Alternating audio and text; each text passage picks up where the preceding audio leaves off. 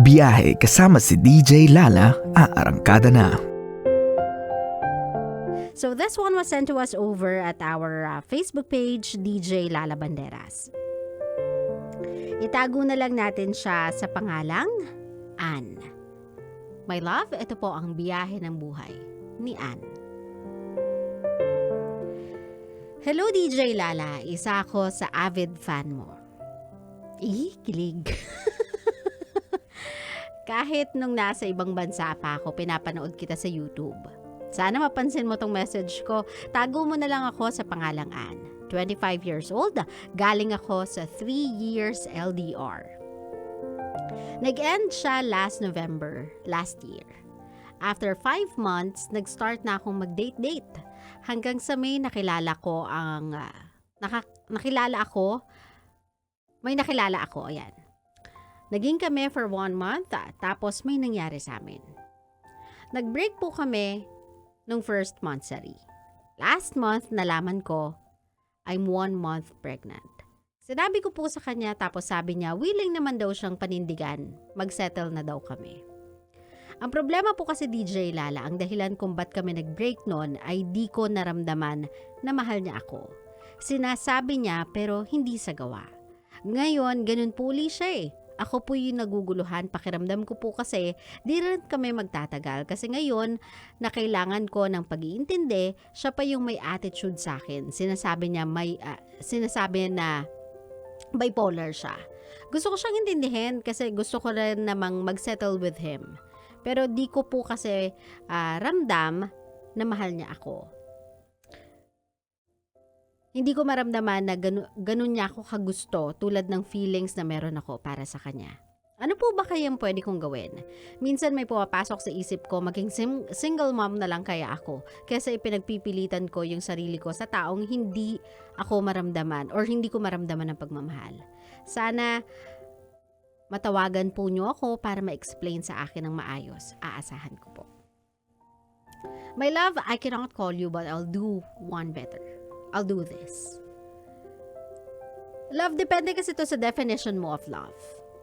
Sabi ko nga sa inyo, ang lahat ng tao, we are uniquely formed.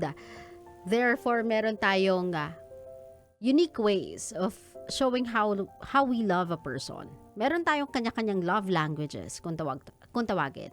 May mga taong vocal, may mga taong sa kilos ipinararamdam, may mga taong hindi man nila masabi, hindi man nila magawa yung conventional type ng partner na very sweet, very romantic, very mushy. In their own little ways, they are trying to let you know that yung actions man nila may feel or may fell short.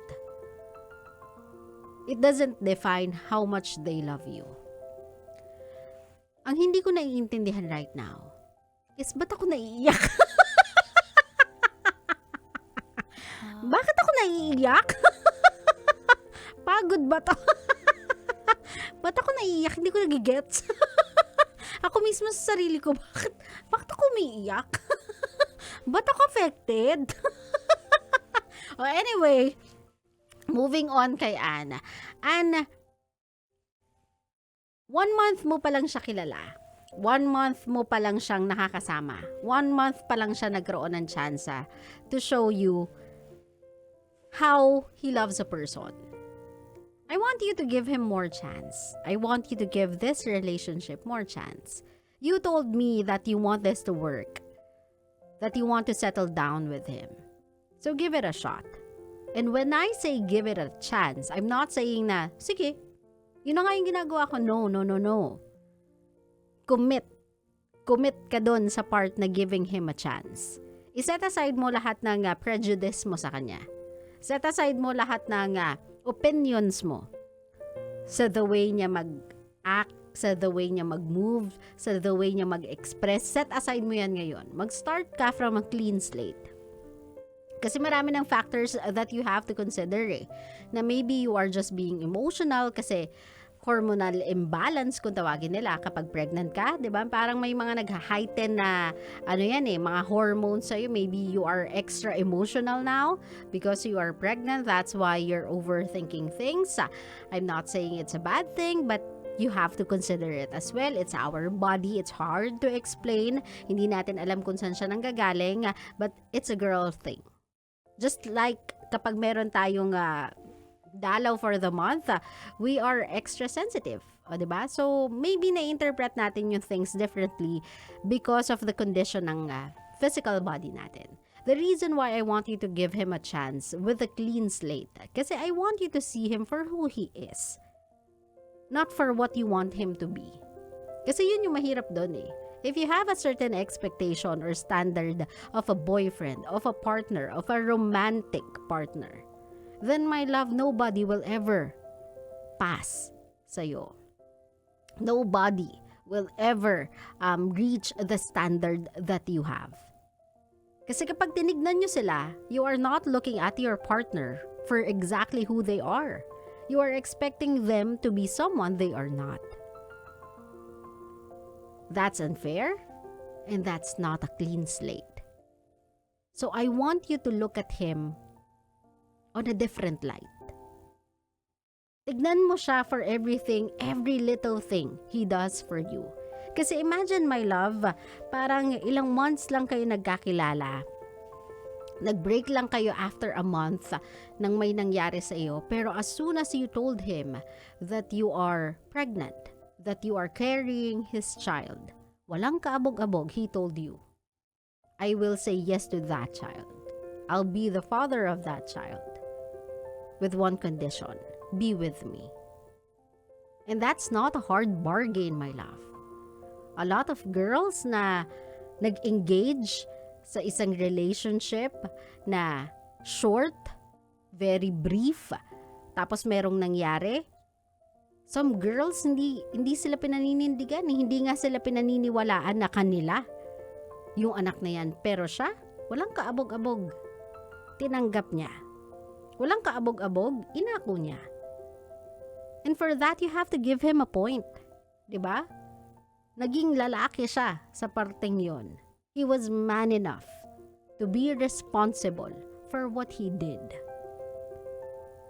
He is not even asking for any proof na siya talaga yung ama na yan. Kasi 1 month lang kayo nagsama eh. Some people might say na, 1 month lang kayo nagsama, may nabuo agad. Diba? May mga taong ganun eh. My love, there are harsh people out there. And I want to believe that you are with a good one right here. Meron man siyang shortcomings, meron man siyang flaws, like yung sinabi niya nga na bipolar siya, at least aminado siya, di ba? He is fully aware na he is not as emotionally stable as everyone are. Pero he is trying, my love. The fact na inopen up niya yun sa'yo, the fact na inamin niya yun sa'yo, ibig sabihin, meron siyang intention to change. May intention siya to be better. May intention siya to let you know na I am aware. So, give me time until ma-reach ko yung point na maayos ko to. I think yun yung kulang sa inyong dalawa, my love. Time to get to know each other. And there's no better way to do that than this 9 months na dadalhin mo yung anak niya in your womb, having him there beside you is the perfect way to get to know this person. Not only as a man, not only as a partner, but as a father to your child. So again, my love, give this love a chance. Maybe in the process of giving him so, medyo i-lower mo yung standard of love na meron ka. I'm not saying na i-lower mo yung standard mo sa person kasi, 'di ba, parang ang sinasabi ng lahat ay kailangan niyang i-reach yung standard na yan. If he is a real man, you are a queen, he needs to be a king to be partnered to you. I know a lot of people is saying that. There's even a quote for that. Pero my love, this is real life. Maybe we should set aside expectations and know a person for who they really are and accept and embrace them before we say na we love them. Kasi that is what love should be. Accepting a person for who they are. Not for what they can become. Naintindihan mo ko, my love? And whomever that person or version may be, yung magiging outcome ng pagsasama ninyo, yung version niya after nyo maging together for a very long time. That, my love, is a product of your relationship. That version of him is a product of your relationship, of your presence in his life. That is the reason why I want you to give this a chance. Kasi I don't want you to regret your decision. There's nothing wrong in being a single mom. I applaud all the single mom out there. I love their strength. I love their character. Gusto ko yung tapang nila, yung grit nila sa life. Pati yung pagmamahal nilang unconditional sa mga anak nila. I love single mom. I applaud them. Saludo ko sa kanila. Pero that doesn't mean you have to be. Kung meron ka namang option not to. Naintindihan mo ko, my love? So kung medyo some kind na right now, you cannot feel anything from this guy, you cannot feel spark, hindi mo maramdaman yung hinahanap mong effort, hindi mo mahanap yung gusto mong initiation mula sa kanya, open up. Communicate with your partner. Ilang beses ko na to sinabi sa programa natin, uulitin ko ulit, my love. Hindi sila manghuhula. Let's tell them what we want. They will do it. Tanggalin natin yung perception sa mga utak natin. They're only doing it because we ask them to. No, they are doing that because they love you. Kasi even if they hate it, even if they can't, they will try. Because that will make you happy. Because that means a lot to you. That's the reason why they are doing it. Same reason why we're doing things for them. We're doing things for them not because girlfriend nila tayo, that's what they expect. We are doing that because we want to please them. Because we love them. Because seeing them happy makes us happy. So, ganun din yun. Diba? Kung meron kayong gusto mula sa mga partners ninyo, it's 2023. Come on, just say it. Sabihin nyo na lang sa kanila na, hey, I know na medyo marami akong magiging demand kasi pregnant ako. There are a lot of things I want. And these are the things I want from you. I want you to be sweeter. Can you do that? Gusto ko maging vocal ka. I know it's petty but I want you telling me that you love me. I know it's petty but I want holding hands. I want to cuddle. Gusto ko ng hug. Gusto kong mag-date. Gusto ko yun. It makes me happy. Can we do that? Now, pag sinabi ng boyfriend mo, wag naman lagi. Then fine. Haggle. Diba? Compromise. Yan yung mga basic principles ng relationships eh. Compromise. Adjusting to one another. Getting to know what you want. Getting to know what he wants. Give and take. Basic principle ng isang relationship. Do that, my love. Kapag ginawa mo na yan for a specific span of time, sabihin na natin sa duration ng 9 months. At pagdating ng duration ng 9 months na yun, pagdating sa dulo, wala ka pa rin talagang naramdaman. Wala pa rin talaga. Nga. Walay. Wala kang nakuha, walang kilig, walang anything. Then, saka mo sabihin sa sarili mo na I think this is not gonna work. Not because we did not try, not because hindi natin binigyan ng oras yung isa't isa, but because we're just two different people. Hindi talaga tayo fit together. That's when you say that. Pero hanggat hindi mo pa natatry lahat, hanggat hindi mo pa binibigyan ng tsansa itong relationship na to, hanggat hindi mo pa to binibigyan ng time to flourish like any other flower to bloom, then my love, it's too soon to tell. Naintindihan mo ko, Anne? Sometimes, you have to be patient. You have to be patient and wait until the flower blooms for you to see how beautiful it is.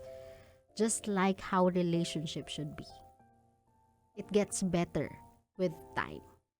Claro? Claro.